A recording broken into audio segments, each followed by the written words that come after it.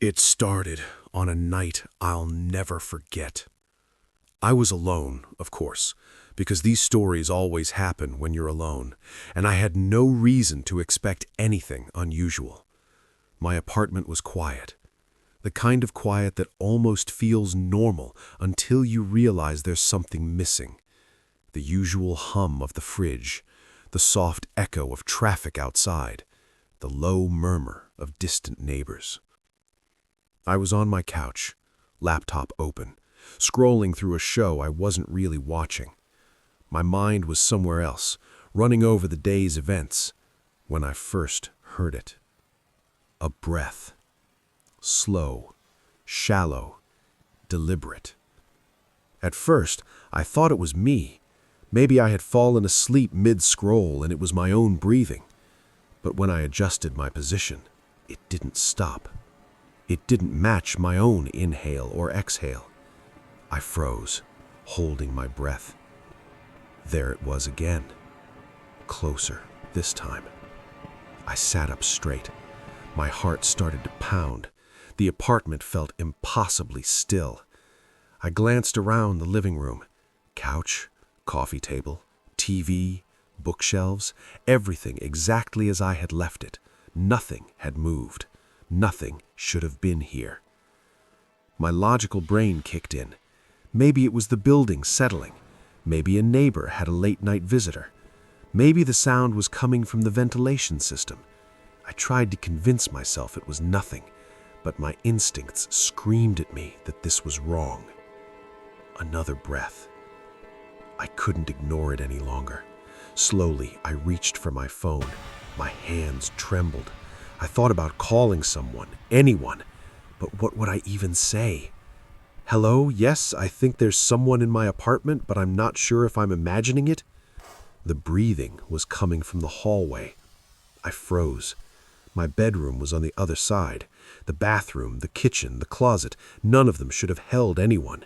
I had locked all doors, checked all windows. No one could be here. Yet I knew they were. I grabbed a flashlight from the drawer and gripped it like a weapon. Each step toward the hallway made my pulse spike. The beam cut through darkness, landing on walls, floors, doors. Empty. But the sound followed. Shallow, measured breathing. Not mine. I tried to peer around the corner toward the kitchen. The air seemed to grow heavier, colder. My chest tightened. Every instinct told me to run, but my legs wouldn't obey. I was frozen in fear, unable to move, unable to think clearly. Then I heard a whisper. It wasn't words, just a soft, intelligible sound, a low hiss, almost hidden beneath the steady breathing. My stomach turned. I swallowed hard and forced myself to take another step. Nothing. The hallway was empty. The kitchen, the bathroom, the bedroom doors, still closed, still empty. I convinced myself to check the living room again. Maybe it was a trick of sound bouncing off the walls. Maybe I had imagined the whisper. The moment I stepped into the living room, the lights flickered.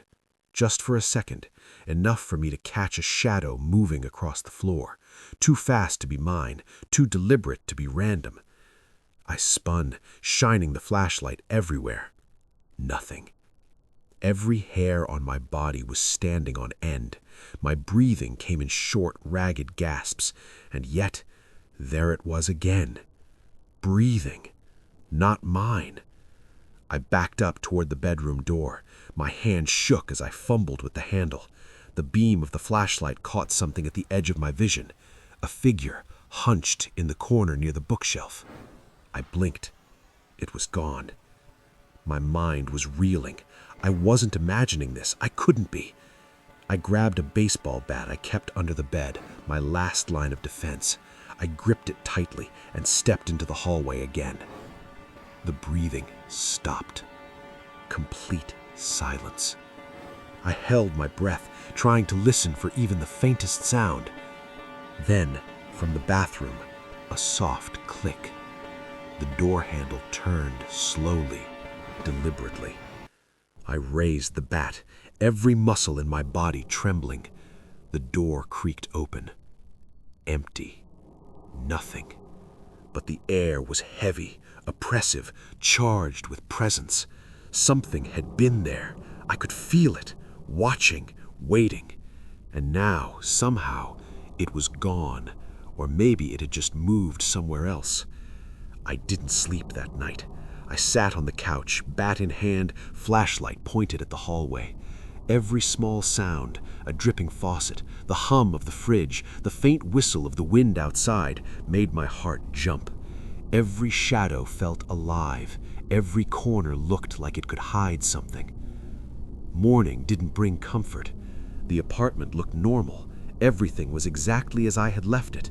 Nothing had moved. Nothing was missing. But I knew what I had heard. Weeks passed. I tried to ignore it, tried to rationalize it. Maybe it had been stress. Maybe I had been too tired. Maybe my brain had tricked me. But I never felt comfortable alone in that apartment again. Sometimes, late at night, I still hear it in my memory. The slow, shallow breathing, deliberate, impossible to ignore. Not mine. Always just at the edge of hearing, just beyond the corner of my vision. I moved that time. I changed apartments.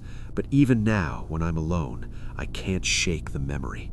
I check every corner, every shadow, every noise. I know what it feels like to hear something that shouldn't exist. Something that doesn't belong. Something that's waiting. Waiting for you to notice.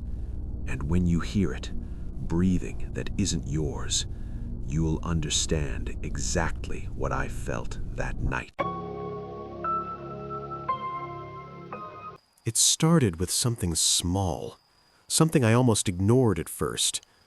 I was home alone one evening, scrolling through my phone and listening to music, when I noticed a shadow outside my living room window. At first, I thought it was a trick of the streetlights reflecting off the trees, but then I saw it again. A figure, standing on the sidewalk just across the street, motionless, watching. I froze. For a moment, I convinced myself it wasn't real. Maybe it was a neighbor walking by, maybe someone waiting for a ride. But something about the way the figure stood there, too still, too deliberate, made my stomach twist. I set my phone down, keeping my eyes on the window. The figure hadn't moved, not even a step. I couldn't see details, just a silhouette, dark against the faint glow of the street lamp. I debated calling someone, 911, a friend, but I hesitated. I didn't want to overreact. What if I imagined it? What if they were just passerby? My logical side tried to convince me, but every instinct in my body screamed that something wasn't right. Minutes passed. I kept glancing at the window, and every time I did, the figure was still there. Same position, same silent stare.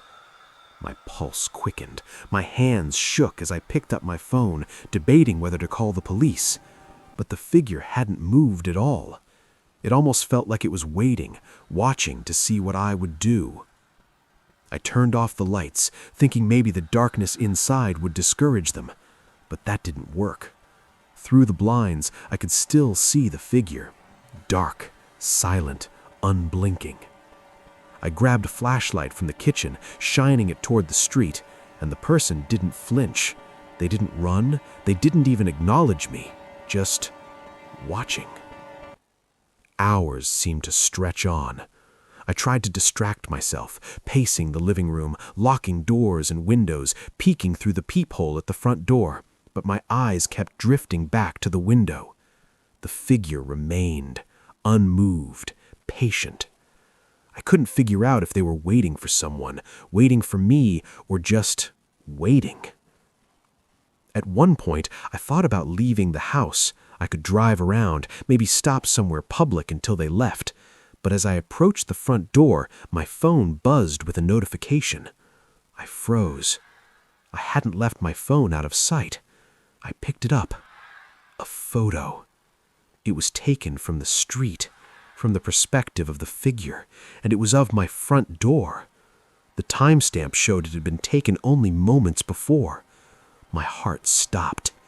I didn't know if the person had a camera, binoculars, or something else, but now I knew they weren't just standing there idly. They were actively watching me.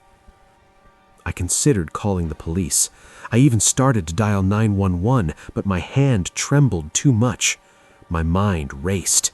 What if they were still out there when officers arrived? What if they had already noticed me noticing them? Every scenario sounded worse than the last. Eventually, I decided to wait it out. I turned off the lights completely, huddled on the couch, and pretended I wasn't home. My phone was clutched in my hand, flashlight ready, ears straining for any sound.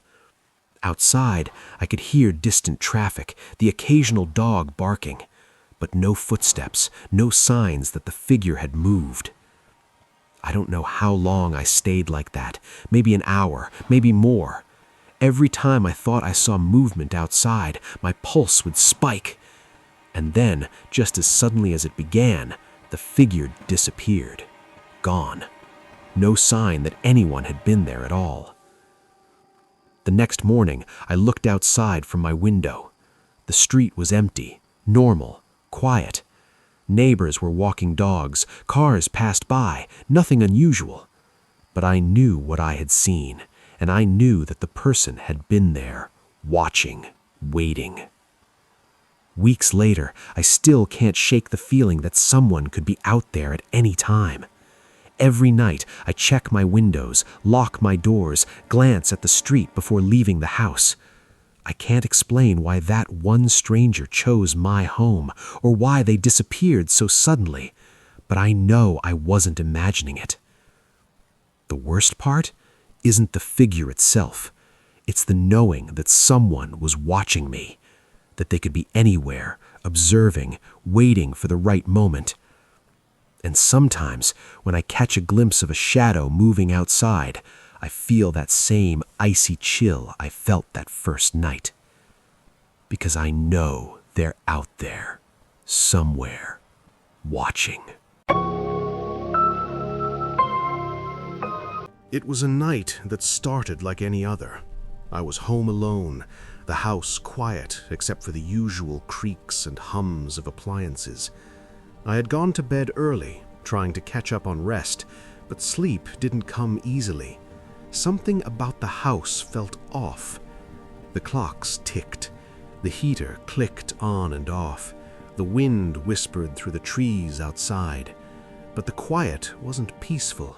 It pressed against my ears as though waiting for something. At around 11:30, I noticed a faint scratching sound coming from the hallway outside my bedroom. Slow, deliberate, almost like nails on wood. I paused, listening carefully. The sound stopped. I told myself it was nothing, maybe the house settling or a branch brushing the window, but deep down, I knew it was something else. I got out of bed and walked to the hallway, flashlight in hand. Shadows stretched across the floorboards, dancing with the beam. The living room was empty, the kitchen dark and silent.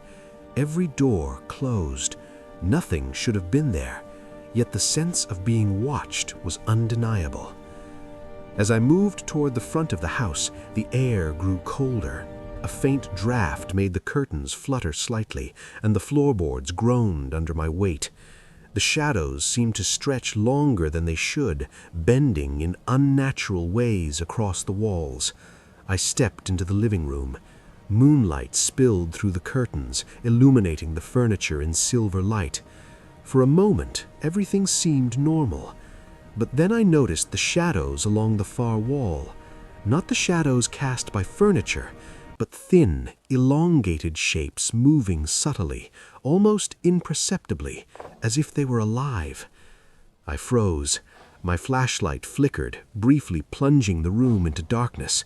When it came back on, the shadows had shifted, slightly closer to the center of the room, closer to where I stood. My heart pounded. I tried to rationalize it. Maybe my eyes were playing tricks, but the movement was deliberate, too fluid to be imagined. I moved toward the kitchen. The tiles were cold beneath my feet. The shadows followed, stretching across the room, responding to my movements.